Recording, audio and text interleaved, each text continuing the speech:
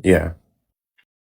Yeah, one response would be that there's just unknowable facts about his providential plan to where he has good reason um, to permit certain evils to come about for a greater good that we just don't have access to. That would be one response. Another one Wait, would be a what? free will response, so on and so forth. Oh, I don't. Well, the unknowable stuff, like, what's going to be something that like an all powerful God wouldn't be able to accomplish without evil? Are you saying? Are you just punting that to like it's unknowable? No, well, maybe rephrase the question because I didn't track the question. Like, what it means? What do you think it means to be all powerful? Like anything, like within the state of affairs, um, that could be accomplished. Yeah. Anything within the state of affairs that could be Yeah, like accomplished? yeah, like when we say God is all powerful, we're just saying that anything that can be brought about. So, like a contradiction is like a gibberish thing to say. Like, could God like do a contradiction? Well, no, because that's a gibberish state of affairs. It's an impossible state of affairs. So anything that has a possible state of affairs, God could do. Okay, so is it possible that God achieves his ends without evil? It's possible that He could have created a world with no evil. Sure. No, no, no. I'm asking if he could. Well, first of all, I don't even understand like what it means to say that like like God has some ends that's unknowable to man, and that would justify him You in don't know what it creating means evil. to you don't know what it means to say that God has a providential plan that that only an infinite being would know. Yeah. What part of that makes you unable to understand what that Well, means? actually, I mean, I understand that. I just don't see how that responds to the problem. It just sounds like you're saying, well, we don't. There, it's possible that he has a. Well, first of all, I'm rejecting that it's possible because if he's all powerful, he can achieve any ends, right? Without evil. Yeah, he could have created a world without evil in the classic theist view. That's fine because um, Yeah. So then, what does he sinless need evil worlds. for? Wait, are you saying evil is necessary for his ends? Oh, it's not so much that it's necessary or unnecessary. It's just the wrong question. It's just that's just not what the theist is saying there. So what are they saying? Yeah, like oh, he left. Sorry, sorry, I accidentally tapped a message. Go ahead. Yeah, so a theist could say like God could create a world without evil, but that doesn't entail that God could realize the same providential plan without evil. Right. Yeah, I'm asking why couldn't he? Well, this is what I'm asking. I'm asking the providential plan. Why does that require evil? Yeah, because some goods logically presuppose evil, Like what goods? like mercy, You can't have mercy without evil. suffering, without suffering. Yeah, Wait. forgiveness. You can't forgive people without needing something to forgive them for. I You can't mean, love. then You it can't. doesn't necessarily have to be evil. Well, I take evil as a privation, so that could be a moral evil or just a privative evil, right? Well, what is a privative evil gonna be? Well, Like all if moral evils, yeah, all moral evils are privative evils or privative evils, but not all privative evils are moral evils. So, like moral evil would be stealing, okay, because it's something that the will chooses, and it's a failure to ascend to a particular level of goodness. And then a privative evil, absent of a moral evil, would just be like a poisoned tree or something like that. Something that's failing to meet its teleological ends. Right? so, so why couldn't God? So are you saying God can't have one or the other, or can God have both? Or God has to have both for his plan or something like that? I'm saying that the statement God could create a world without evil doesn't entail that he could achieve his providential plan without evil, just because right now the response is just that that would be logically impossible because his providential plan includes things that presuppose evil's existence, right? Which would be like sacrifice. You can't sacrifice without having loss, but you can't have loss without a privation, right? Okay. Yeah. Well, so then, let's just imagine a world in which, creatures freely choose to like not never do any of those things. Would world, uh, that world would fail God's providential plan, right? Never do any of what things. The evils that you're saying are required. Okay, restate the objection then, because I don't know if I track that. Yeah. So like, there's a world in which, creatures just freely they don't achieve those evils, right? That you're saying are required for the plan. Wouldn't that just mean that the plan fails? Yeah, so you could say that God could create, like could create a world where I think what you're trying to say is like, could God create a world where free will exists, but then just no one chooses wrong actions? Is that what you're saying? Yeah. Yeah, but it doesn't follow that God has to actualize that world. Then what is the point of the providential plan? that's how am I supposed to know that? Well, all I can tell you is that the I providential. don't see how you're just positing it though. Well, all I can say is that the providential plan would be that it brings about maximum justice, maximum glory, maximum goodness over the like entirety of eternity. Right. That's all I can. But Really, you're saying it justifies why God allows evil, or God isn't logically required or something like that to prevent evils for the sake of the providential plan. But then you're also saying like, if those evils just didn't happen, then he wouldn't achieve the providential plan. So I'm not seeing how it's justified.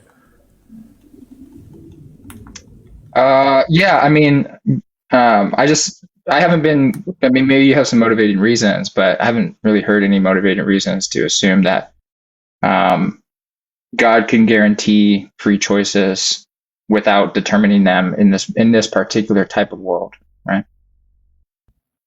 How are So they I think not that determined already? Well, first of all, I mean, do you think that free will requires like evil? well, it depends on how you parse out the term free will. That's dependent on your view. My understanding is that, my understanding of Christian theology is that it requires the genuine choice between doing good or evil. That's what, that's how most Christians put it to me. Yeah, I don't take the view that free will requires that evil actually has to occur. But it does require that creatures have like real capacity to choose wrongly. I think that might be required. But isn't it entailed of the view that like every creature will choose wrongly on Christianity? Like it's not Yeah. possible for them. They don't have the capacity to refrain from sin, right? Well, it depends on what you mean by capacity there. But However, you just use the term. yeah, I mean it's possible that someone could not could not sin, um, but I don't know if it would be possible to say that all people could not sin, right? Like in like if you parsed out every possible world, it's like there's good like Bayesian reasons to believe that in at least one of those worlds at at any given time, at least one person throughout the human history would do one thing wrong, right? Yeah, but doesn't that fly in the face of the free will you're talking about? No. Like, are you determinist or like? A free will? No, I'm a libertarian. You're libertarian? Yeah. How do you reconcile scripture with that? We'd have to take a look at it, go through some hermeneutics, and try to parse it out. Well, my understanding is that no human has the ability to be sinless, or has the ability to refrain from sin. So they just wouldn't be able to choose otherwise, given their nature, Why is that? because they're fallen humans. They're not perfect. Oh, I mean, I don't know if I take the I think that humans have like a real ability, like uh, to refrain from any particular sin. But if you're saying um, like to not live under, like to not live a life, under completely, sin-free actions Yeah. without divine grace, yeah, that's probably true. I don't see how that's because if you're saying the free will is like you have to have the genuine capacity to choose both, then you would have like some ability to be sinless, right? But you don't have the capacity to be sinless on your There view, might right?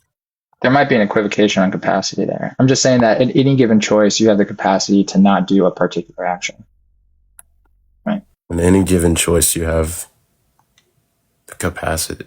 Can you repeat that? In any given instance where you could choose to do wrong, you have the capacity to refrain from that, given you have divine grace, right? Oh, are you a Catholic? No, but I'm very sympathetic to the metaphysics, so it might sound like I'm Catholic, but no. Yeah. I don't know. You said graces, so that's what I was. Are you the Yeah. other one, the Arminian? I'm just I just follow the Bible, bro. I don't know. I don't care about that kind of stuff. Oh, well, yeah. I mean, I still don't see how you get out of the problem. And the libertarian stuff, like,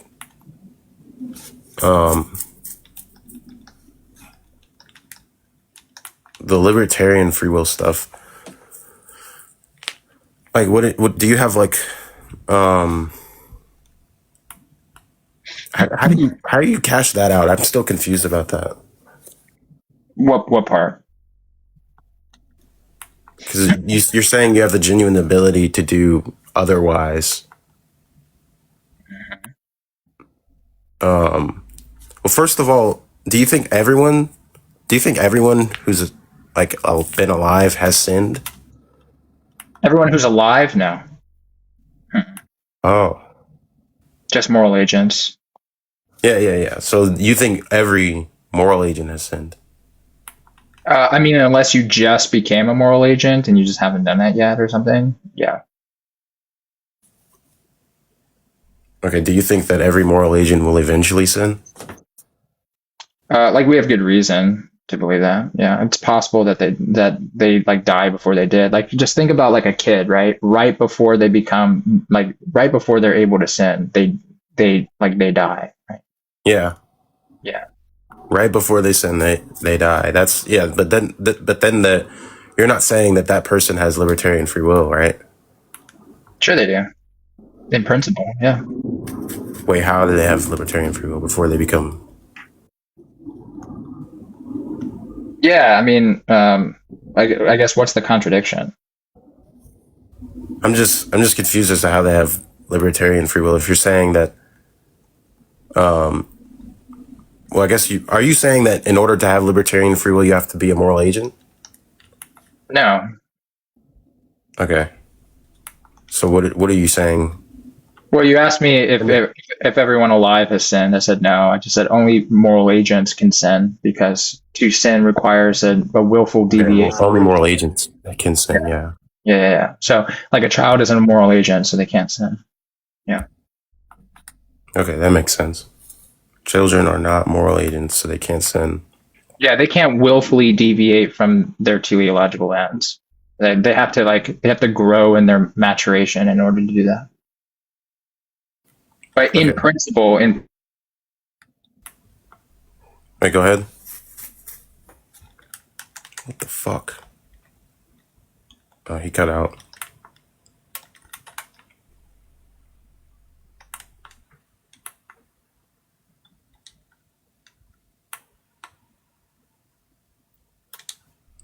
oh, can you hear me? My internet just went out. Mic check. Yeah, I can hear you.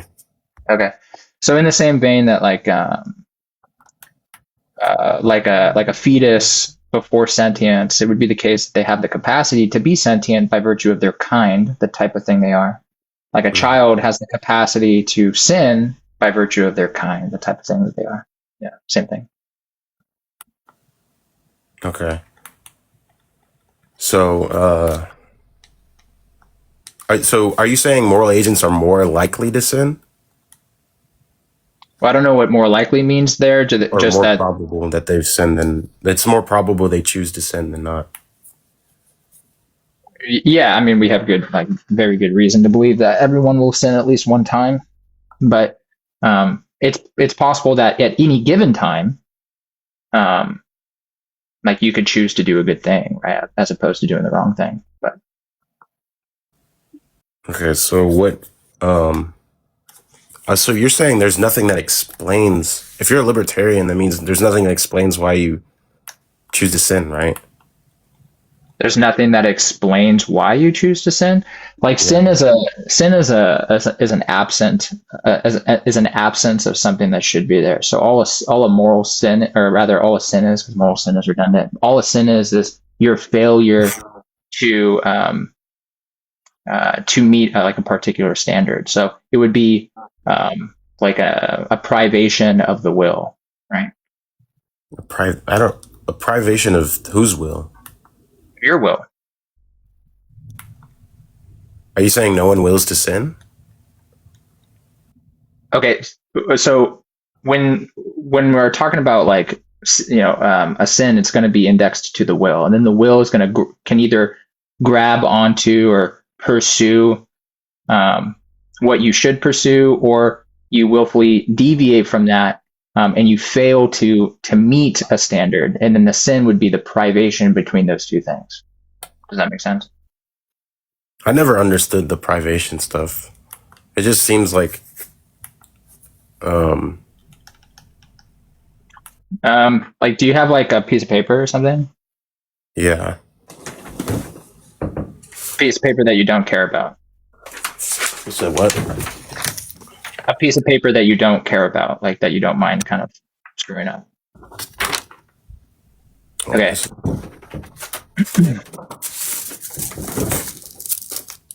Go ahead.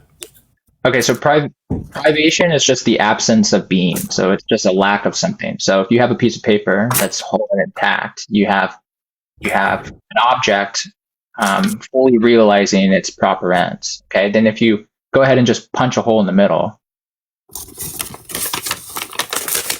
Yeah. Okay, so the privation there is the hole. The privation is a lack of paper, but there's no positive ontology to the hole itself. Does that make sense? Okay. Okay, so in the same vein, if you take the paper and pretend the hole isn't there, the paper in its complete sense is the will fully realizing what you should do at any given moment. And then when you fail to do that, the privation is going to be the lack of whatever should have been there, right? But there's no ontology to that. There's no ontology to To the sin. lacking. Okay. Yeah. There's no ontology to the lacking of the standard. Yeah, it's a privation of the ontology. It's the privation of what has been or what is there. Yeah, or what exists. Yeah.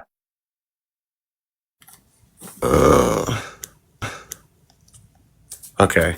So what do you, I didn't, how are you cashing out libertarian free will? What do I mean by the term, or what's the argument? Yeah. My understanding of libertarian free will is that there's nothing that explains why you do one thing over the other. Oh, that's it. Interesting. No, that's not. Where did you? Just kind of curious. How did you learn that? Like, where did that come from? Well, I heard it from like other philosophers, but like,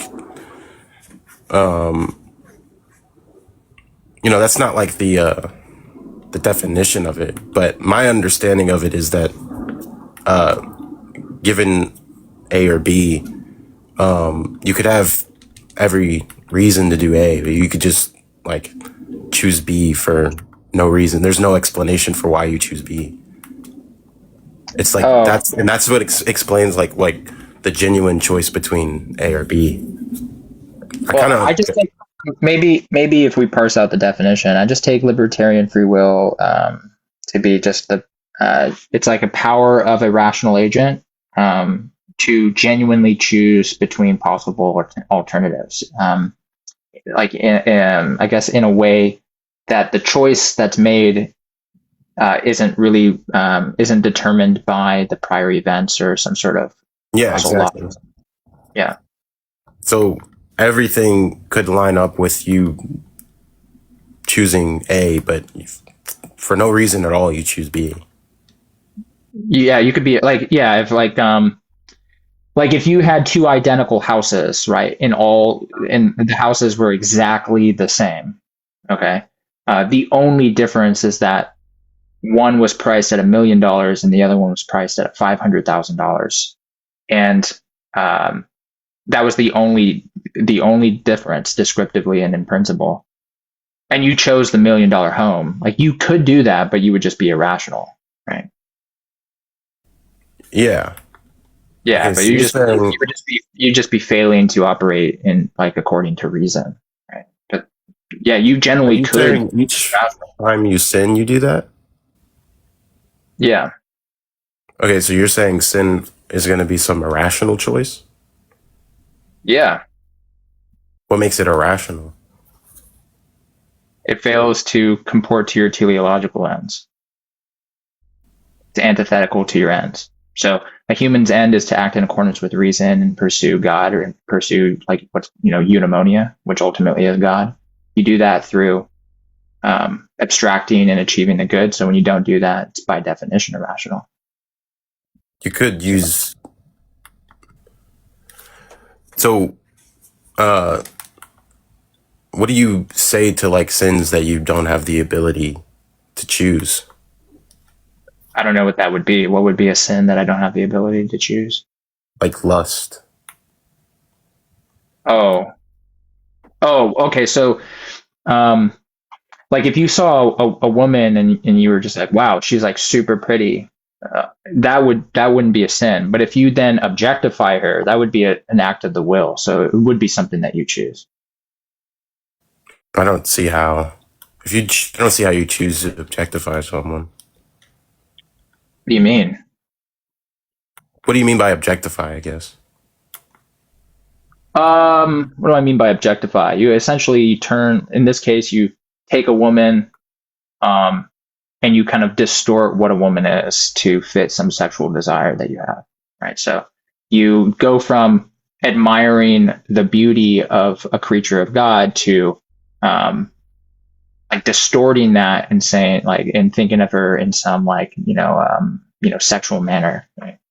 Like unhealthy sexual manner. That's what I take lust to be. I don't. Yeah, I don't. I don't see how one could control that. If you just like, if you're Yeah. just, it just sounds like you're saying objectification is just like some strong desire to like plow a woman. I don't think you could control that. Well, there's a difference between finding someone sexually attractive, okay, versus what I understand lust to be, which is kind of a distortion of the proper like humanistic functions of wanting to pair with somebody. But I don't take lust to just be like I would really love to um, in a proper union like have sex with you. I Are don't you take that. saying like it's more like? Well, no.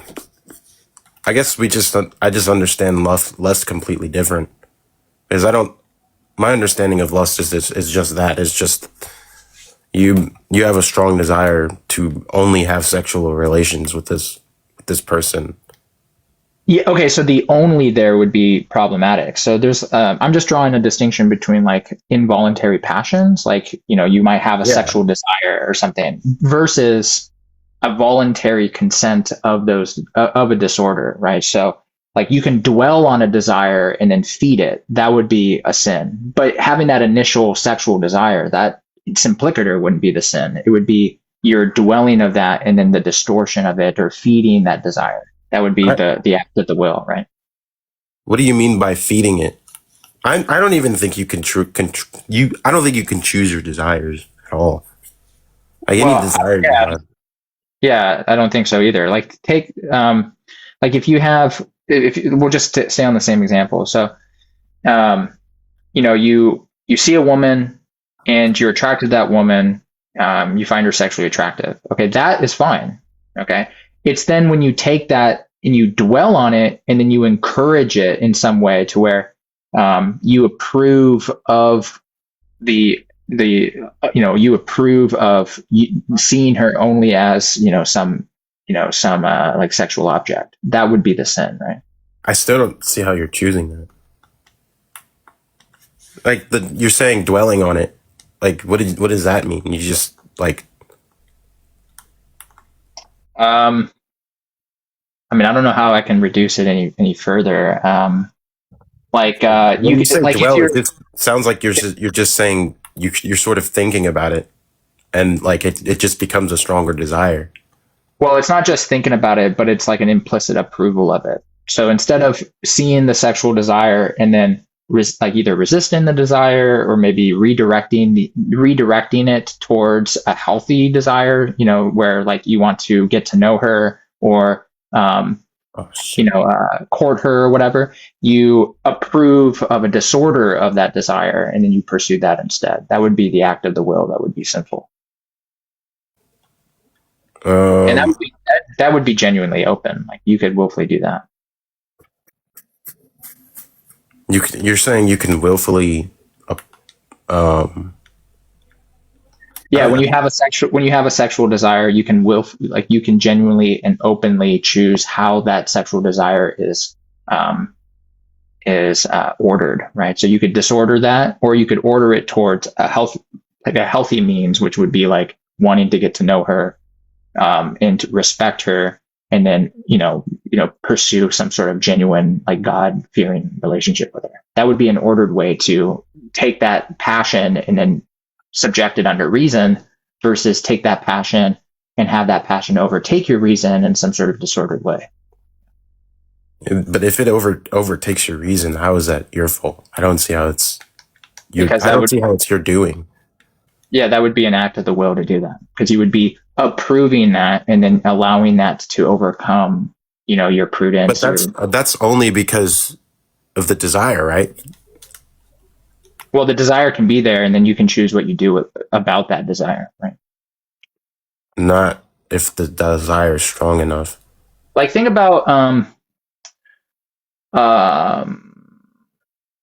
I'm trying to think of a case. Like think about pornography, right? Like say you're really against pornography just in principle.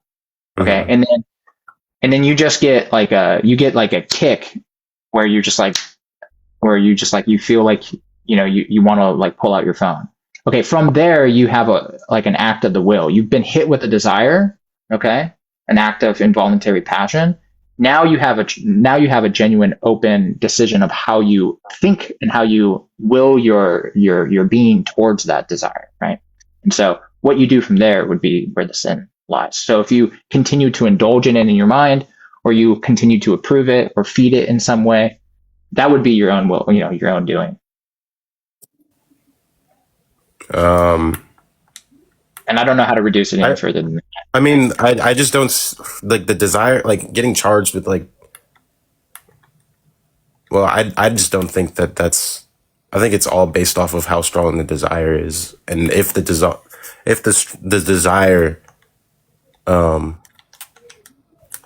the desire is stronger than like. Do you make a distinction between will and desire? Because I was gonna say if your desire is stronger than your will, then I don't see how that's your fault. Yeah, I take a distinction between that. Yeah. So yeah, so your desire could be stronger than your will, right? No. No. So what Hmm. is the will? What is the will? Yeah. Um, yeah, it would just be like a power of your soul to genuinely choose the good. So will has to do with good. Yeah, it's like your ability to um, like the intellect abstracts reasons, and then the will pursues those reasons, and then the intellect then um, orders those things to take an action. Yeah. Hmm. Um, that is not how I understand will at all. But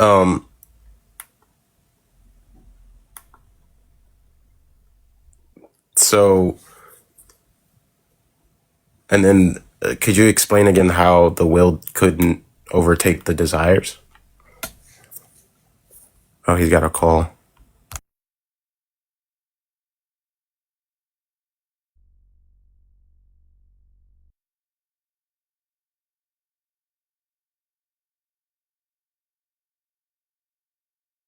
Okay. Yeah. Okay. Yeah. Hey, if you want to talk to somebody else, it sounds like someone else is up No, here. no, no. He wanted to talk to you, but I mean, yeah, like um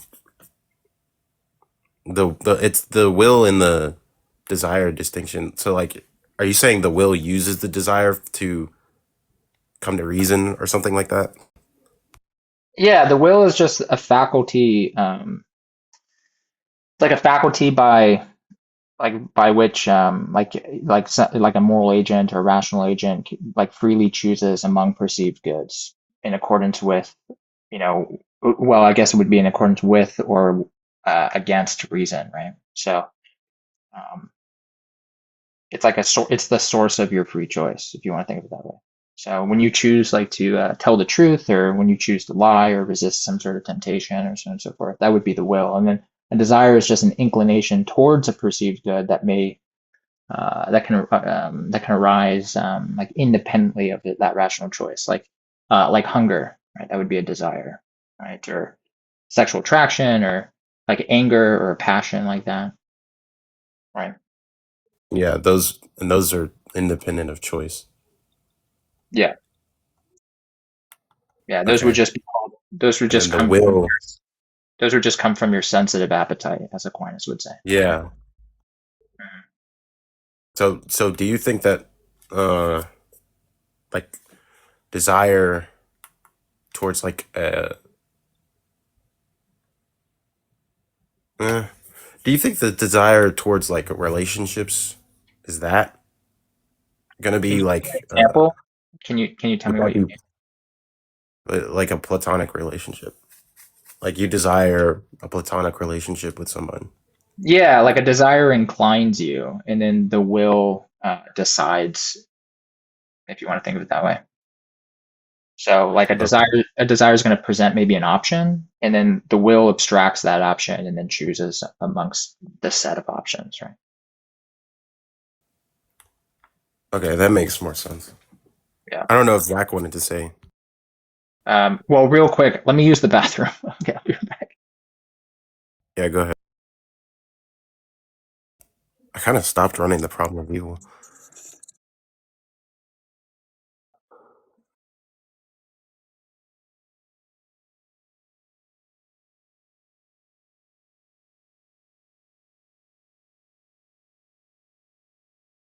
Oh, really? Yeah.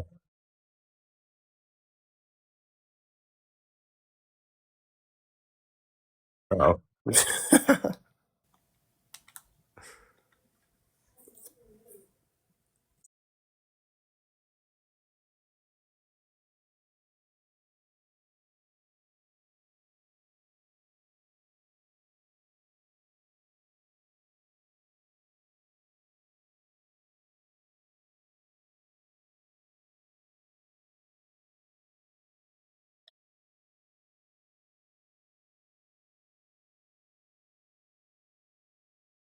What do you mean?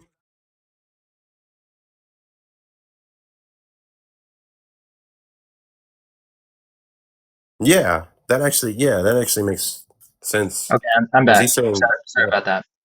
yeah, I you're did good. hear that I did hear that I've been charged with being a rhetorical monster.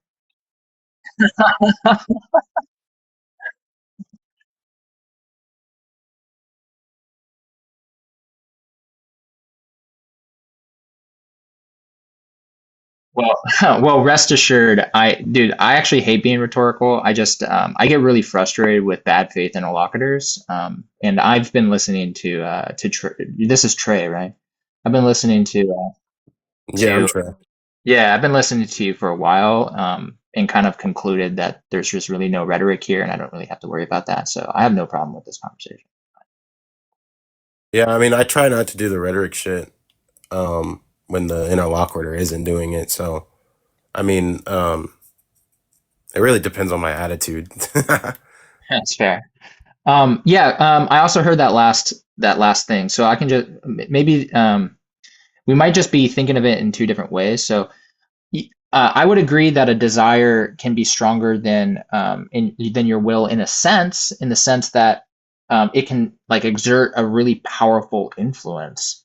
But I don't think that it can override your actual will's power to choose the good. That I don't think follows.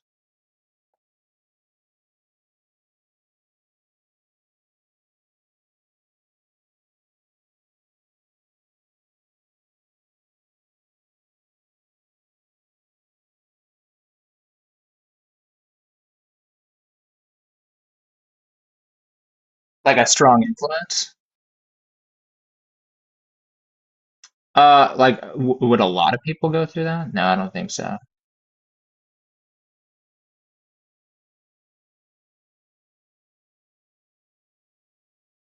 Well, I don't think Mary's sinless.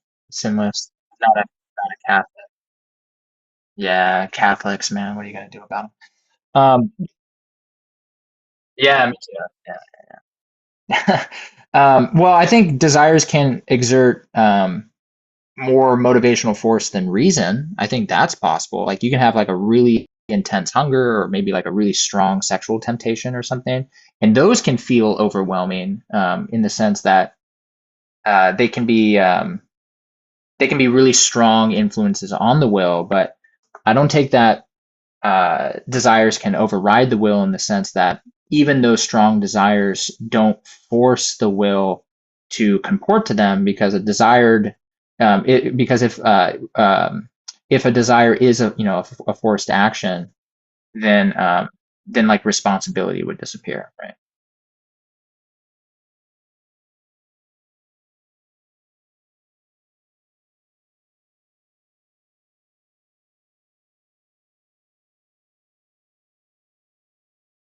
Yeah, yeah. But desires to me are really just inclinations, and you can have stronger inclinations, but they're not going to be stronger than the determining cause, right?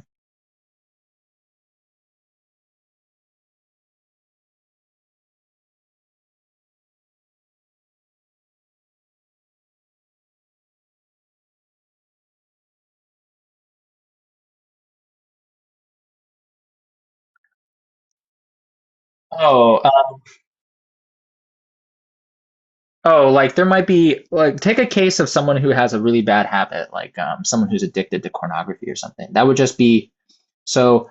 There's a couple things. You can be weak in your resolve, right? You can like living a life of virtue takes Christ, habit, time, and education.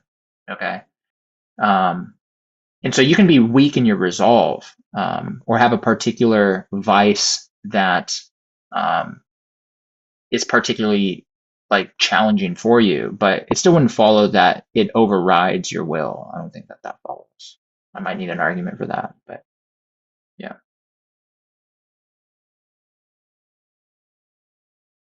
What do you mean by? Or sorry, Zach. What do you mean by resolve there? Oh, resolve just uh, like um, like personal conviction to restrain from temptation. That's what I mean by resolve. Like your ability to resist a particular temptation. Like you might have really strong resolve to resist particular temptations, and then you might have really weak resolve in maybe some other area, right?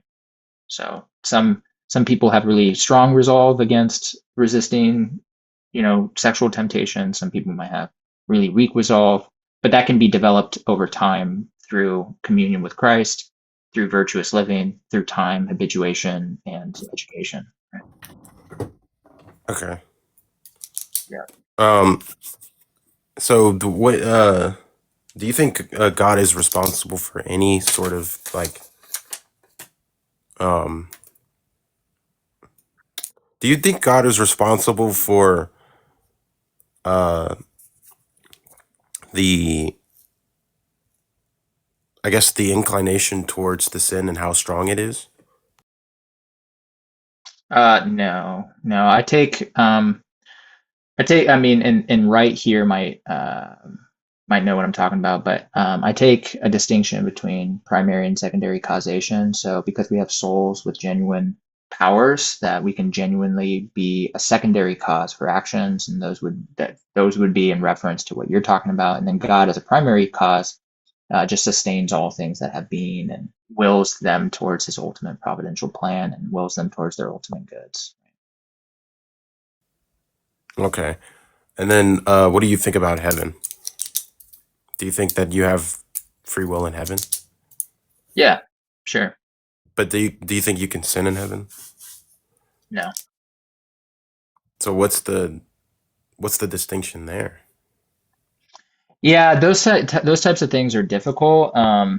So the like heaven is it operates a little bit different in the sense that you're in an environment absent of absent of temptation, to where like the choice like you're just like you're always in perfect communion with perfect goodness.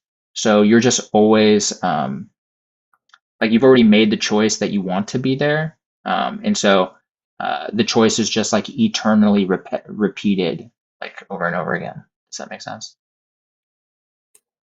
Yeah, but I guess I don't see why.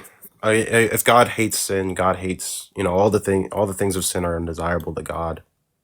I just don't see why God wouldn't just start with, or at least give the choice.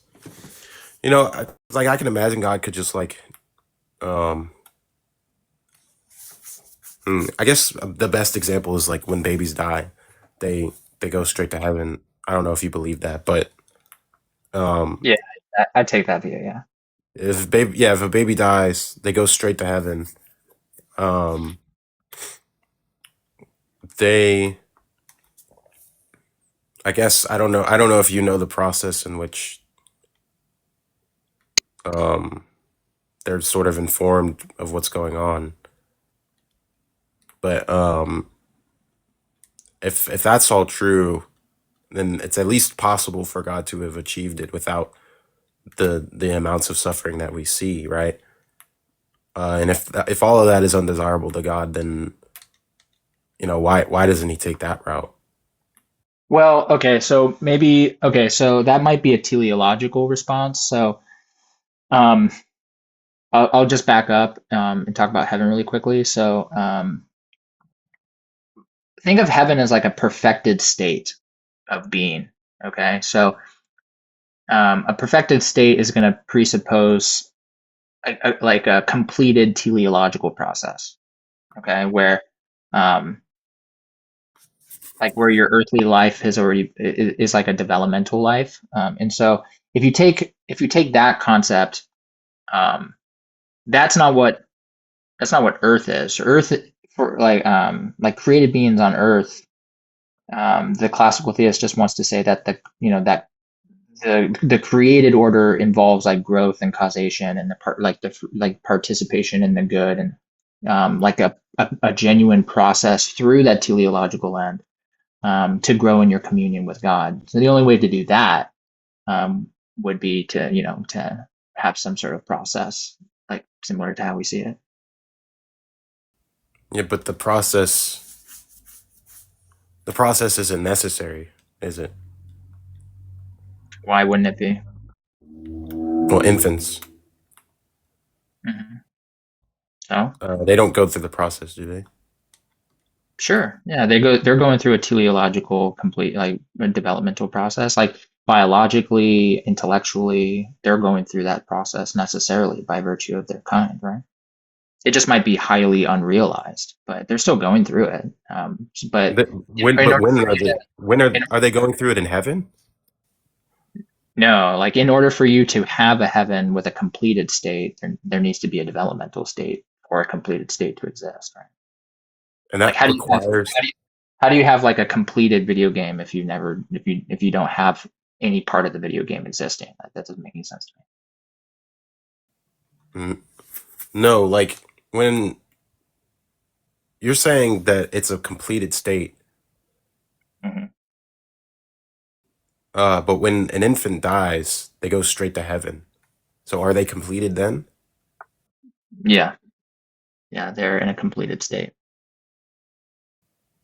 So it's not. So the maximal suffering. That's what I'm getting at. Is the maximal suffering isn't required, The and max. not maximal suffering. Sorry, the sorts of evil that we see are not required in order to achieve that state.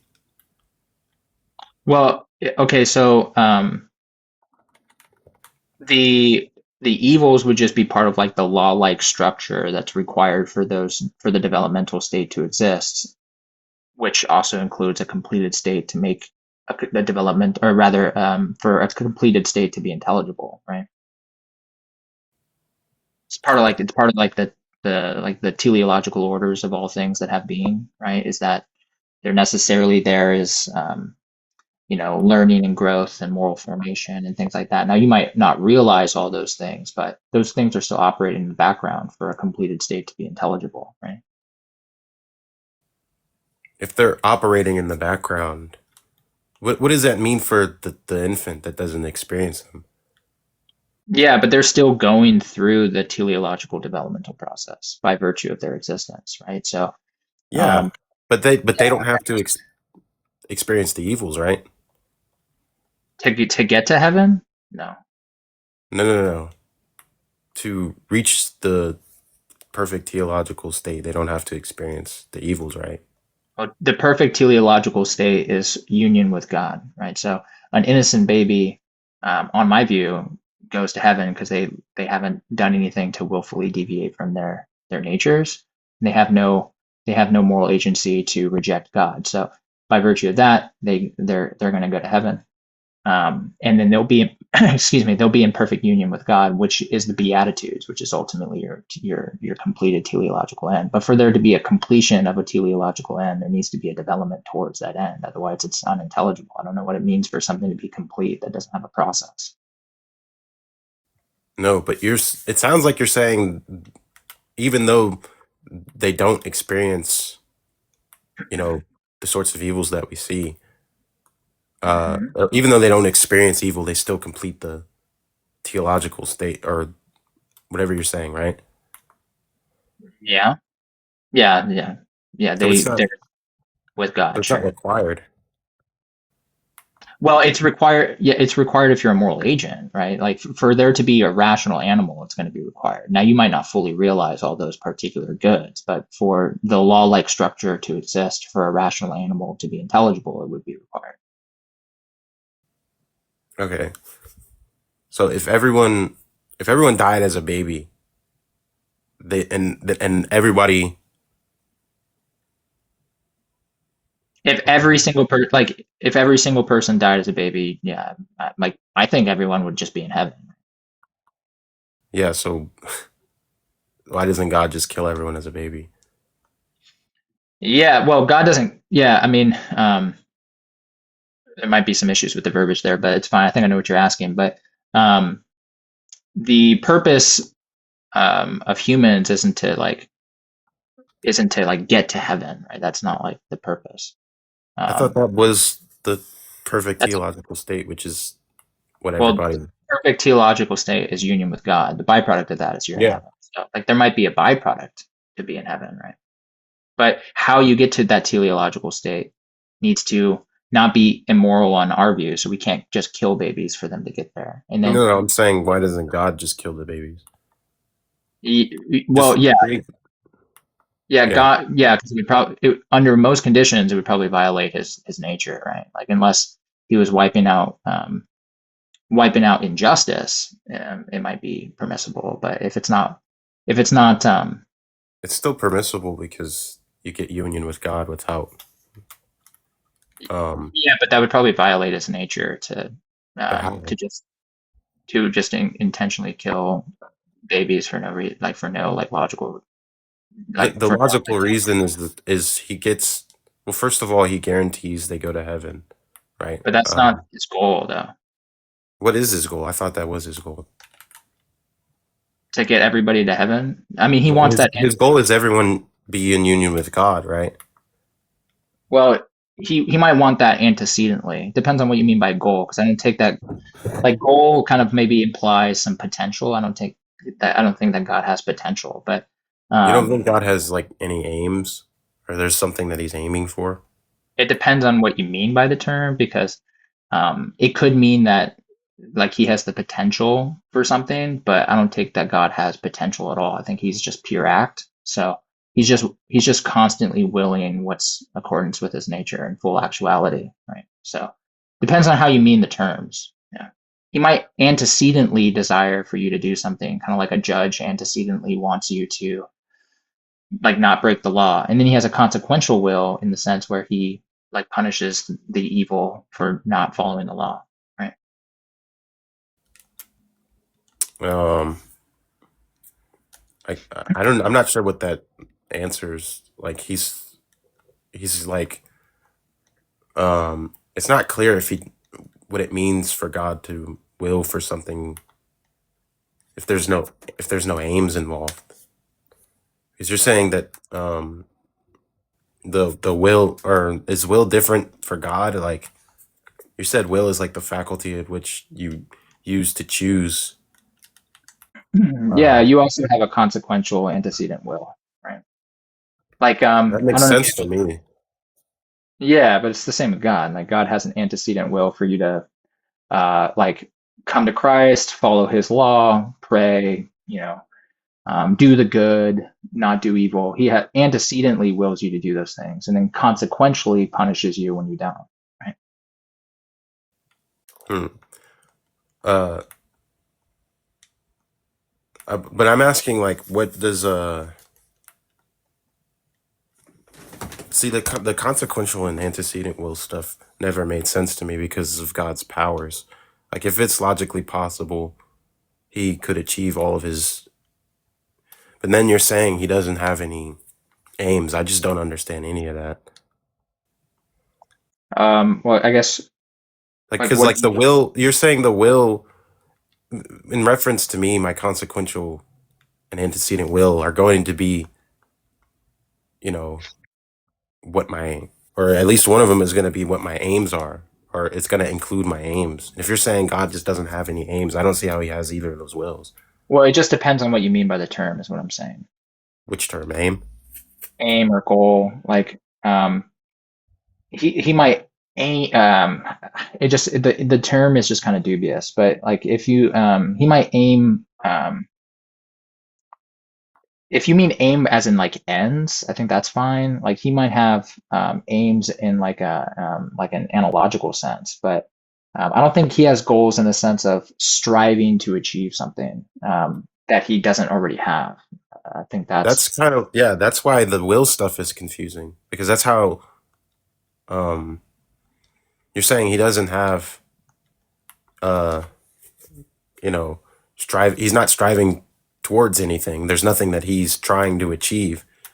Um but but but he also wills for uh creatures to have union with him, and in reference to me, if like there's something that I uh aim towards, or if there's something that I like will, you know, using your definition of will, it just seems like God just wouldn't have that. okay. Are you saying when I say that God antecedently wills certain things, That sounds like there's sounds like something a he's contradiction, right? yeah, there sounds like there's something that he's trying to achieve. Oh, okay. I think the misunderstanding is just what antecedent will like is or means. Like antecedent will isn't I'm not saying it's like a failed goal, right? Like I think that's maybe the misunderstanding. Like maybe you're thinking of it as like God tries to make, something happen but then fails at it. But that's not what the classical theist is saying. God never attempts or fails at something, or unsuccessfully strives at something.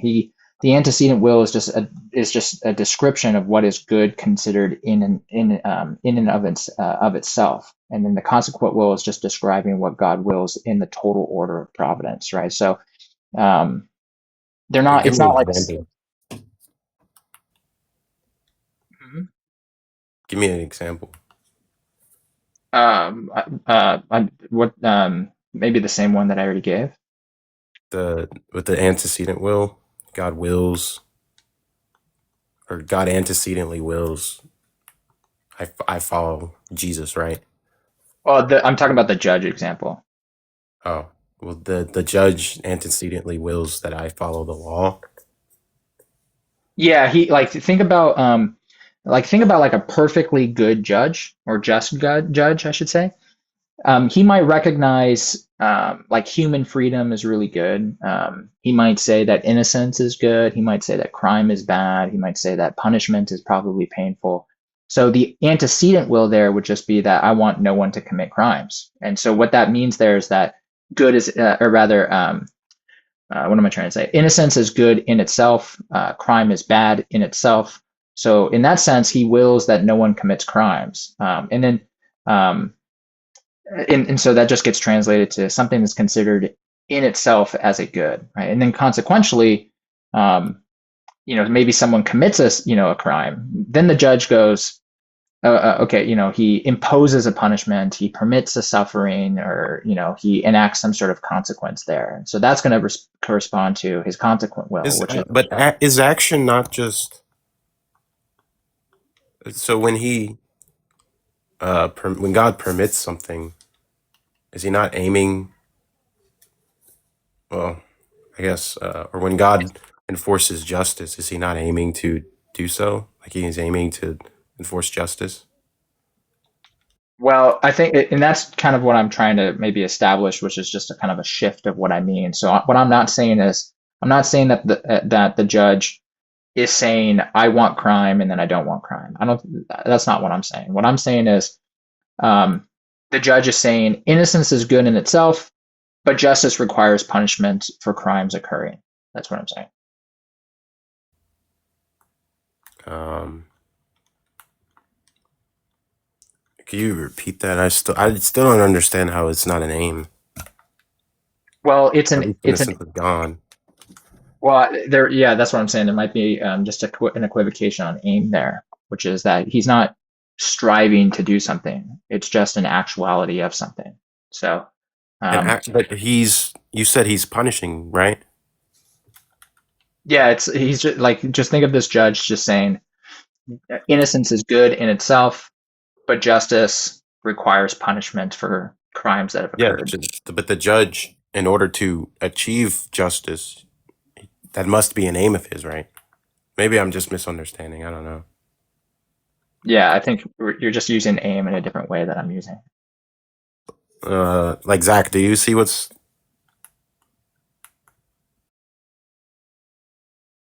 Oh crap! It's all good. Um, so could you repeat what you mean by aim? It's just like he can have ends in an analogical sense. Is all I'm saying.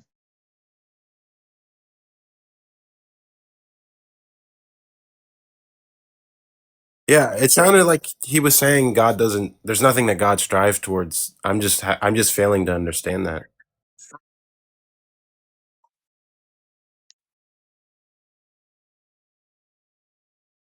Yeah, he said that.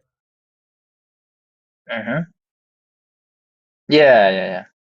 I guess I don't understand that.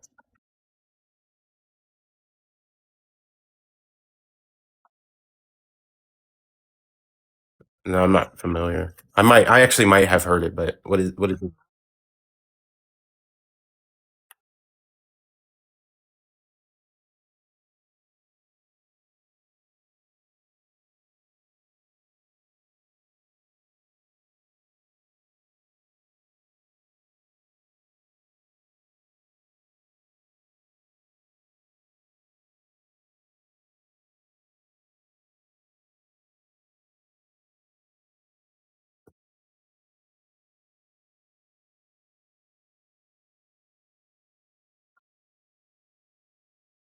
Yeah.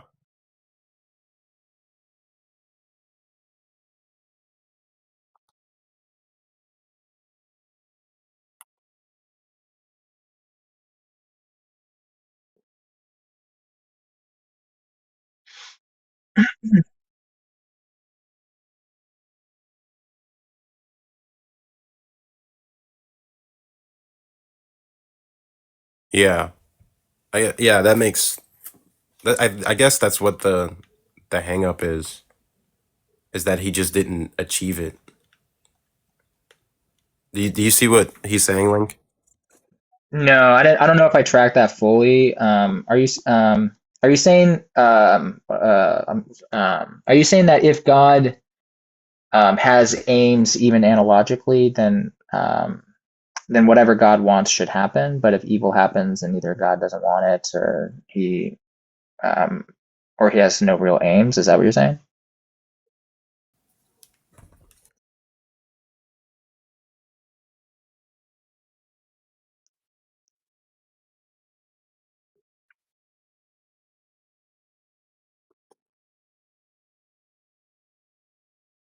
Yeah, he's saying like the state of affairs would just be yeah.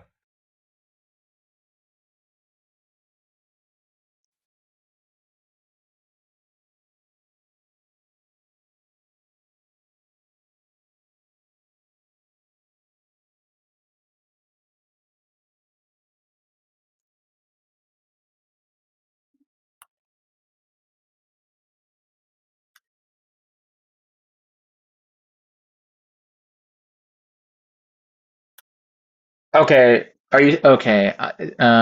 You got to forgive me. I haven't heard this question, so I might just be parsing it out in my head. But if so, are you saying if God has analogical aims, then why wouldn't the world just match those aims exactly? Okay. Well, I mean, well, I guess like the thing that initially bounces off my brain would just be that God's aims isn't a part like a particular state of affairs in isolation on its own, but it's like it's the whole ordered reality. That would be like my like it would be like a mismatch from like between local goods and the total order that God wills. That's the initial thing that comes up. I don't see why.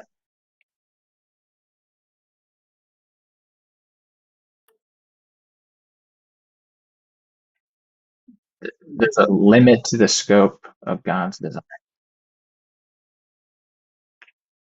Well, maybe that depends on what you mean there. I mean,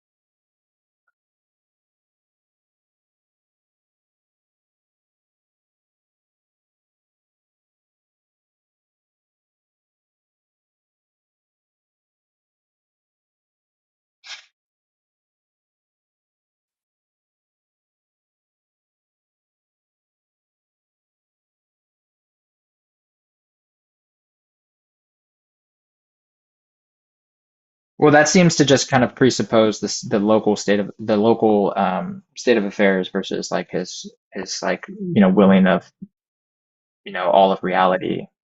That seems to just kind of beg the question on maybe the distinction I was trying to draw. Yeah.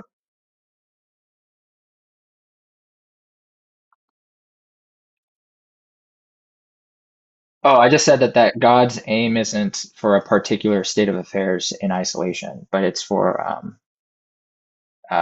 like the whole ordered reality, and then the actual world um, like does match that aim, right? So the mismatch comes from the conflation or confusion of local goods versus like the total order God wills. Right?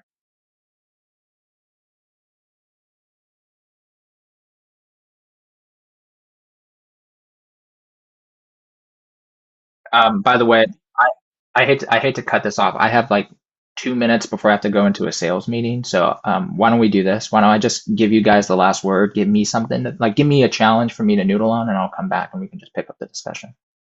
Okay. Yeah. Shoot, I'm cooked. I'm cooked. Yeah. All right. Well, Uh, If you have no closing, then I'll respectfully bow out. Okay. Yeah, Okay, I you mean, guys. it was nice talking to you. Yeah, you guys stay safe. I'll come back. This was nice. I mean, nobody make like very rarely do I find someone on the app that makes it this far in the conversation. So it was good That's ridiculous. It's true though. Like you surf the lives too. You know I'm right. Yeah, It's a madhouse out there. All right, you guys stay safe. you too. Bro.